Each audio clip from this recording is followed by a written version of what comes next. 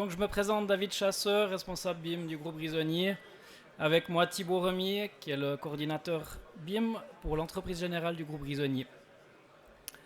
Donc notre programme, présentation du groupe Grisonnier, ça prendra quelques minutes. Ensuite on va parler de la phase 51, comment on travaille, la construction sur site, phase 52, et la gestion de la conformité. Donc on va vraiment aborder un projet comme il se déroule phase par phase.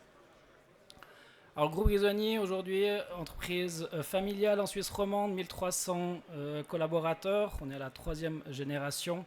On a célébré il y a une année ou deux nos 75 ans. C'est une entreprise qui a différents centres de compétences, donc le génie civil, le bâtiment. On est actif dans le domaine ferroviaire, la géothermie, entreprise générale, travaux spéciaux, la démolition et la construction bois. Donc les différentes entités du groupe, aujourd'hui elles sont au nombre de 7. Sous l'appellation Grisonnier, on a toutes les entreprises de construction, entreprise générale, Frashbou pour ce qui est démolition, ISR, travaux spéciaux, Augsbourgière pour la géothermie, Moron qui est aussi entreprise de construction, et finalement Dogu et Landmann qui sont construction bois. Donc là, on voit un petit peu l'emplacement des différents sites du groupe. Donc on est principalement actif en Suisse romande. On a une succursale sur Genève et on va à peu près jusqu'à Berne, je dirais. Voilà.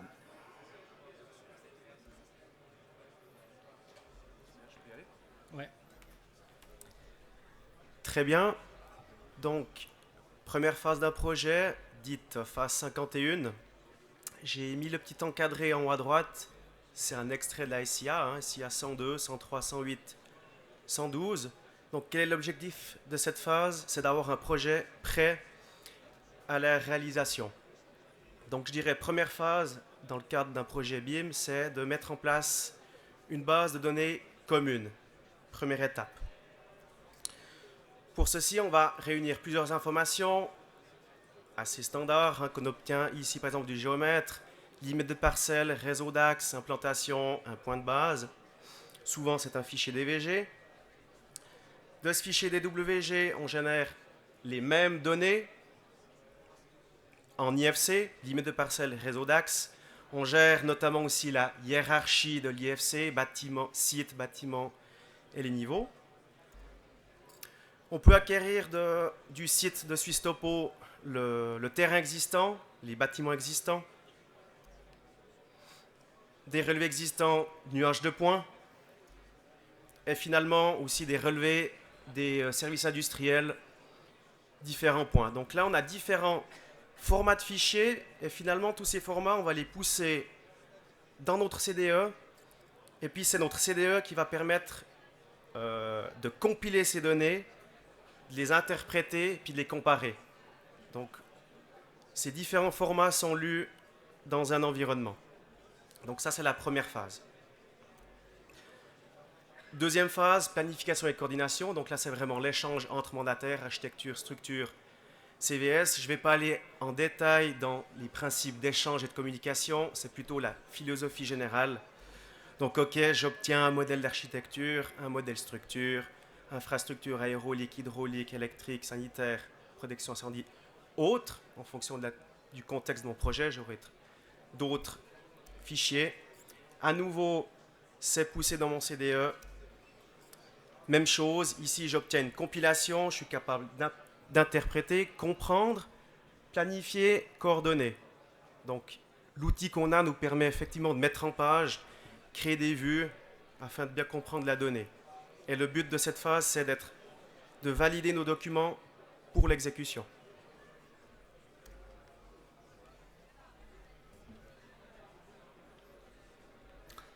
Voilà, donc maintenant on a nos données qui sont prêtes pour l'exécution. Le groupe Grisonnier, on a mis en place un processus pour construire sans les plans d'exécution à partir des maquettes numériques. Donc quand on a un projet BIM, on va, comme on a vu avant dans la phase 51, tout est planifié dans les maquettes. Dans un processus traditionnel, on va transformer à un certain moment ces données en plan 2D. On se rend compte que là, cette transformation, elle va dégrader les données, donc ça peut être des problèmes de coupe qui pourraient manquer. C'est un utilisateur qui va décider où il fait ses coupes. Peut-être que pour les constructeurs, c'est pas suffisant. Il peut manquer des cotations. Et puis on a aussi certaines fois des problèmes dans les profondeurs, dans l'interprétation des plans. Et après, on est sur le site, on repart dans,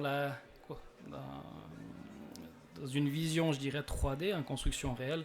Donc on va réinterpréter ces plans 2D, refaire une construction mentale du projet pour construire.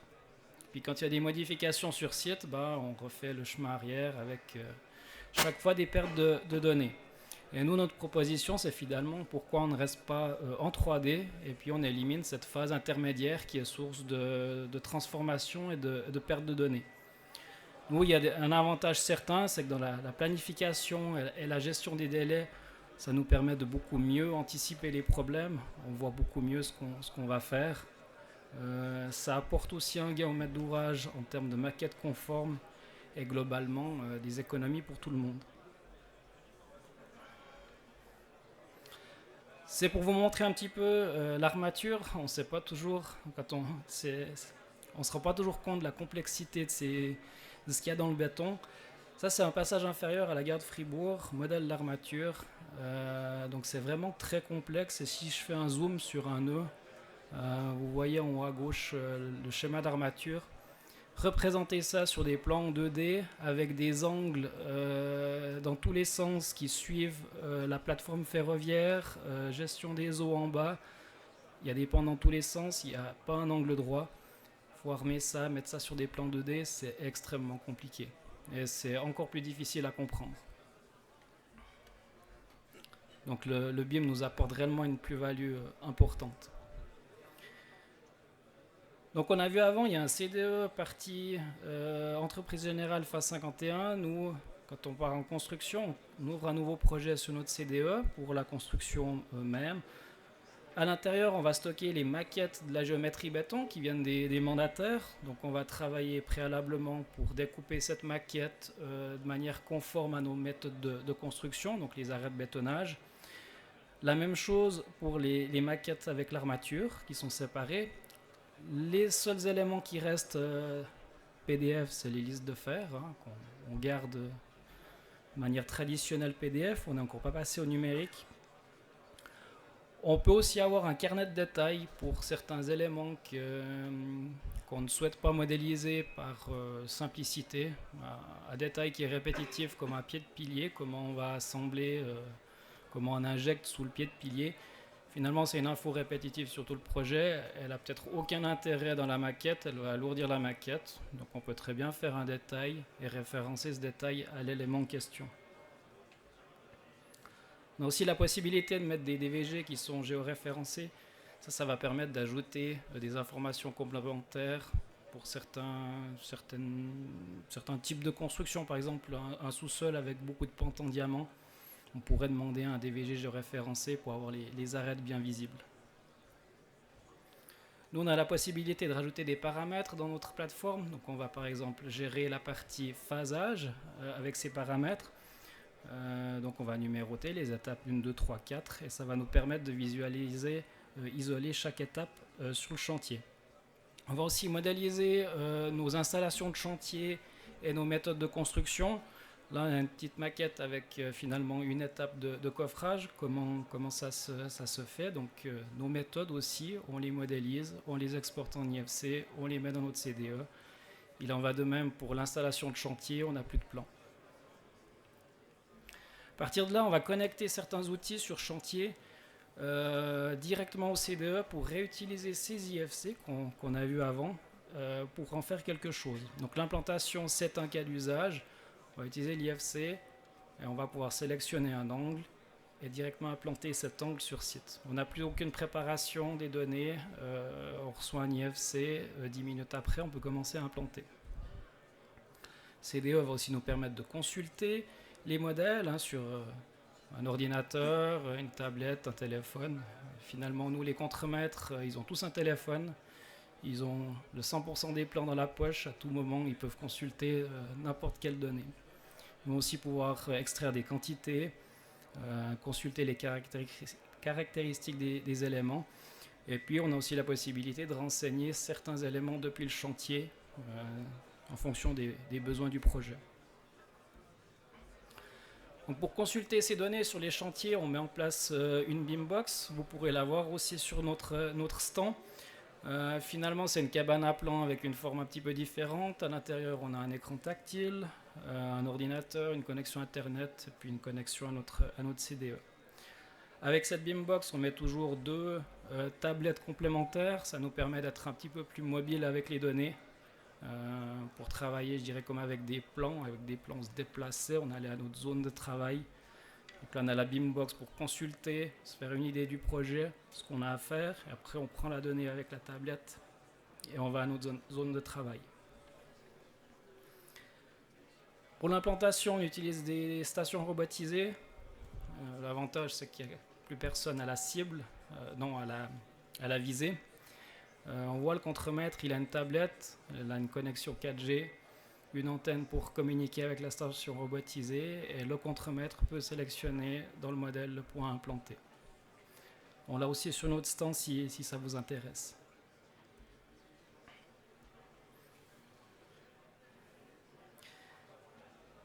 Alors nous, les IFC, ils viennent stocker sur la plateforme, et puis on essaye de connecter le maximum d'outils à ces plateformes. Alors on a vu les stations robotisées, on a aussi d'autres outils comme un outil de réalité augmentée qui permet de visualiser le modèle sur site ou bien récolter des données comme des nuages de points du site. Et c'est vraiment un lien bidirectionnel, ça veut dire que ces outils vont lire l'IFC, créer de la donnée et repousser ça sur notre CDE pour qu'on puisse l'utiliser dans nos projets. Et finalement, nous, l'entreprise, elle ne modifie jamais les données créées par l'ingénieur, elle l'utilise, elle crée des données complémentaires pour ses contrôles, pour ses cas d'usage spécifiques. Au niveau données de la maquette, quand on a des plans, on a pas mal d'infos sous les cartouches. Si on prend un plan d'une infrastructure, on a des données qui définissent la qualité des matériaux, le traitement de cure, la qualité des coffrages, plein de choses. On a des informations qui vont définir par exemple un phasage, d'autres informations qui vont définir une armature, quel est son numéro de position, son diamètre, son écartement. On a aussi des étiquettes avec des informations. Donc tout ça, on va devoir le mettre dans la maquette d'une manière ou d'une autre. Parce qu'une maquette, c'est un modèle 3D, il n'y a plus d'étiquettes. Par contre, les cotations, on n'en a plus besoin. Finalement, l'utilisateur sur site, il est capable lui-même de prendre les dimensions qu'il souhaite ou utiliser du matériel connecté au modèle pour implanter directement. Donc, il utilise aussi de ce fait beaucoup moins les cotations. Donc, pour ces données, en début de projet, nous on travaille principalement avec les mandataires. On va classifier les différents objets d'une maquette qu'on va avoir dans notre projet. Projet de béton, radier, dalle, mur, etc. Pour chacun de ces éléments, on va faire une petite fiche signalétique où on va définir l'entreprise elle a besoin de ces données-là pour construire. Il y a un groupe de propriétés qui est propre à la gestion spatiale des éléments, un deuxième qui est propre à la qualité du matériau et un troisième qui est dépendant du groupe. Par exemple, une dalle, on va vouloir savoir les dimensions, l'enrobage, si elle a des pentes, des informations comme ça. À partir de là, cette fiche, on va la passer dans une plateforme et puis on va sortir un fichier IDS qui va nous permettre d'automatiser les contrôles sur toutes les maquettes du projet par la suite. Et puis nous, on va mettre en place la plateforme pour tous les membres du projet afin que les mandataires puissent directement modéliser, s'autocontrôler et nous transmettre, je dirais, du premier coup des modèles conformes à ce qui a été demandé. On a aussi pas mal de machines équipées de GPS. Si vous voyez des engins avec ces boules jaunes, c'est des GPS. À partir des données BIM, on va pouvoir extraire la géométrie des plateformes et puis les repousser dans ces machines. Donc aujourd'hui, les pelles sont de plus en plus équipées de ce genre d'équipement. On voit en bas à gauche les grades, les bulldozers. Pour les routes, il y a aussi du matériel équipé. Donc tout ce matériel va aussi de plus en plus communiquer avec les données BIM. Alors depuis un IFC, là on va devoir faire malheureusement une conversion. Les GPS DeepL ne lisent pas encore les formats IFC. Mais aujourd'hui, nous, chez Grisoni, on n'a plus aucun problème à recevoir un IFC, le convertir et le mettre dans nos pelles.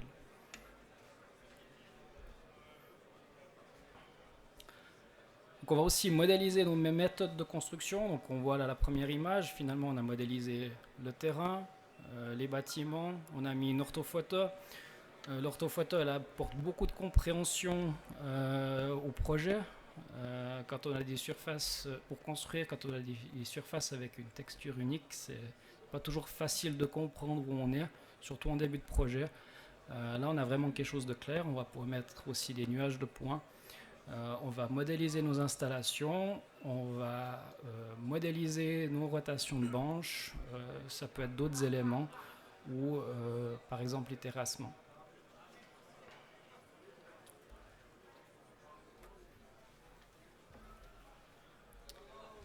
Voilà, donc maintenant dans notre projet, on l'a planifié, on l'a exécuté, et on passe à la dernière phase, c'est la conformité. Donc, ce que j'ai construit, est-ce bien conforme?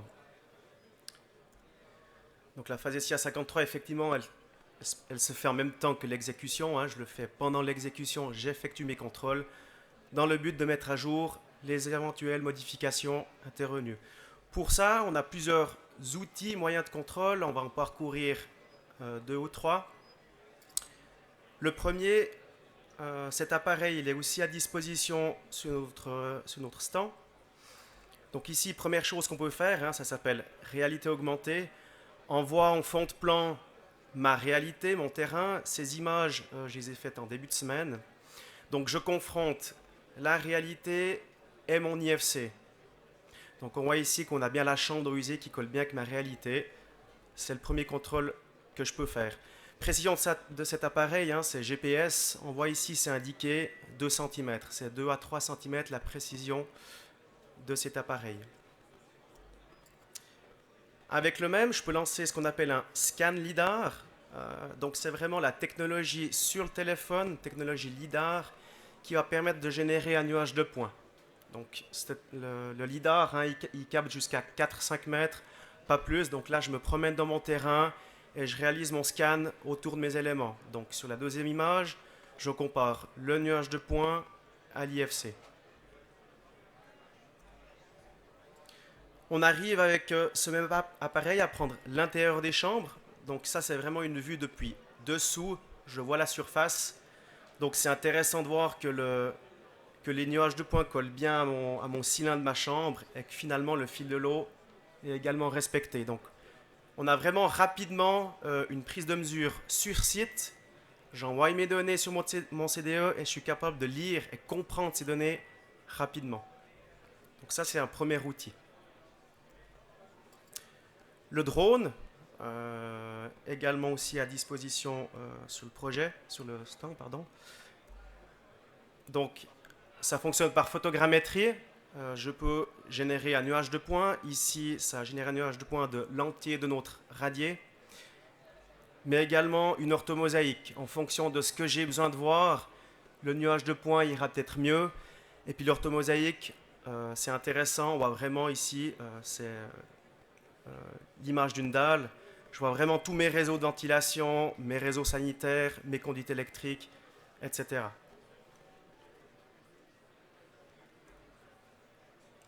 Autre moyen de contrôle qu'on a aussi également testé, c'est vraiment le laser scan. Donc là, on a vraiment un autre niveau de précision. Donc, deux ensembles de vues dans un local technique. Donc on voit tout de suite hein, le nuage de points, on croirait presque que c'est le dessin, mais non. Donc en un coup d'œil, on voit tout de suite, ok, quelle est la réalité, qu'est-ce qui était projeté. Sous l'image à droite, c'est une vue de plafond. Donc même chose, on voit certains éléments qui collent bien, et d'autres, comme le sprinkler ici, qui nécessitent une correction. Je dois remonter ma conduite de sprinkler. Vous l'aurez compris, ces trois moyens, trois façons d'acquérir des données. D'accord ? Ces mêmes données, nous allons les pousser sur notre CDE, auxquelles nos mandataires ont évidemment accès à ces informations. Le but de ceci sera de faire une mise à jour de nos plans PDF, DVG, IFC, pour finalement pour qu'on puisse rendre à nos maîtres d'ouvrage un dossier conforme à l'exécution. Donc, l'ensemble de ces outils, depuis la phase SIA 51, 52, 53, on les lit, on les interprète dans un seul outil, et ce qui nous permet à la fin de rendre quelque chose de conforme de manière assez facilement.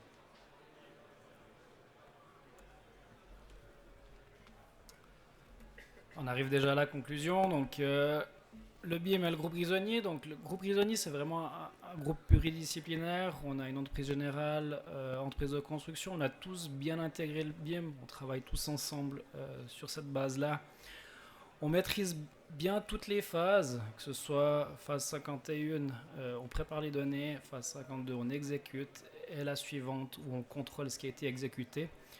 On a mis beaucoup d'énergie pour développer ces 3 phases et vraiment maîtriser l'ensemble du processus. Nous, tous nos processus sont basés sur l'OpenBIM, donc finalement, on peut travailler avec n'importe qui. On travaille avec Archicad, Revit, CADWork. Pour nous, ça n'a pas d'importance. On veut des IFC, on définit nos besoins à l'avance et puis on peut tous travailler ensemble. Les données qu'on produit aussi, elles sont ouvertes, ce n'est pas des formats fermés, donc tout le monde peut réutiliser ça. Le BIM, nous, il va nous permettre d'améliorer la compréhension des projets.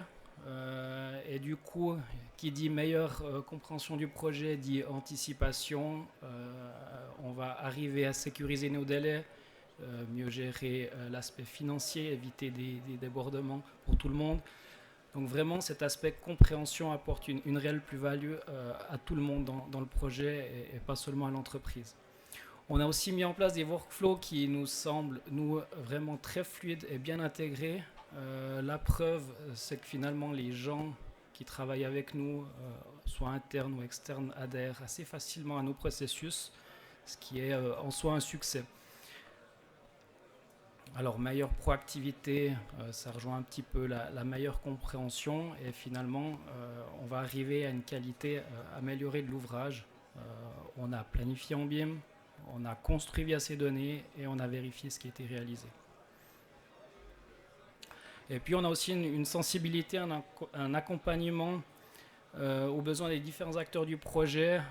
Ça, je pense surtout à l'entreprise générale. On accompagne bien nos mandataires. Thibaut fait un bon travail de ce côté-là. Et en principe,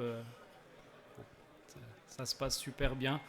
Donc le BIM, c'est pas quelque chose de compliqué. On a juste besoin de processus simples, efficaces, qui permettent d'arriver à un but. Et c'est ce qu'on a fait. Et le groupe a vraiment la volonté d'innover et on va continuer sur cette lancée.